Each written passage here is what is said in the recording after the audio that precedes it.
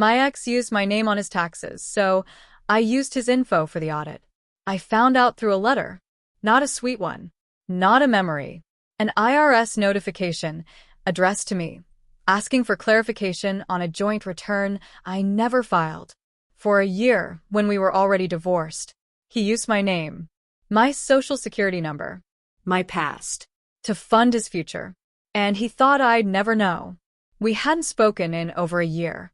The last time I saw him, he slammed a door and said I'd never make it without him.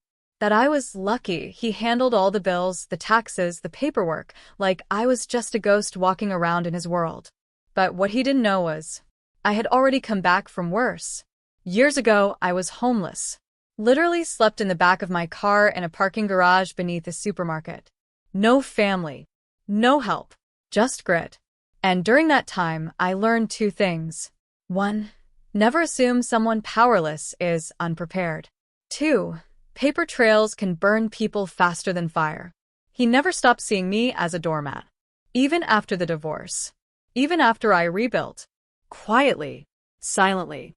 Behind a laptop screen with coffee I brewed in my own apartment. Not the kitchen he used to control. He thought because he used to file our taxes, I wouldn't notice if he added my name one more time. One little checkmark in a sea of numbers.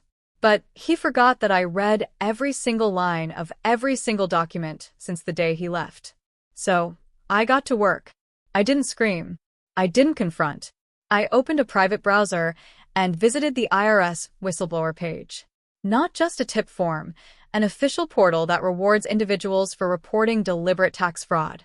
And I had proof. The return he submitted under both our names had expenses I could disprove in a heartbeat, like deductions for joint business travel during months we were legally separated. Charitable donations to organizations I knew he never even supported. And most deliciously, a false income report that didn't match the under-the-table cash deals he was taking from clients. He called it creative accounting. I called it bait. I submitted the documents. Screenshots. Divorce certificates. Emails. Even a recording he once left on my voicemail bragging about still knowing how to work the system. 2 months later, it happened. He posted on social media about a minor inconvenience from the IRS. The kind of post meant to be brushed off. But 3 days after that, he called me. Twice. No voicemail. Then I got a text. Did you say something? I didn't reply. But I heard from a friend of a friend, someone still in his circle, that the audit hit hard. His accounts were frozen. His business flagged. He was being investigated for multiple years of improper filings. And the kicker? Because he filed the return using my social security number without authorization, he opened the door for full financial discovery, including all the hidden cash and side gigs he never reported. He tried to claim it was a misunderstanding. The IRS didn't buy it.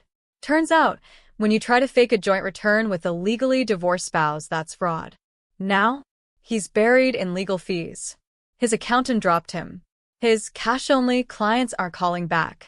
And me? I've moved on. Started a financial consulting blog for women rebuilding after toxic relationships. The first post? How to turn tax fraud into freedom. He took my name without asking.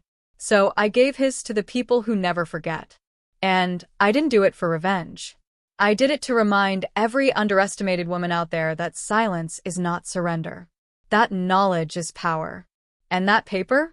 Paper can ruin people who think they're untouchable.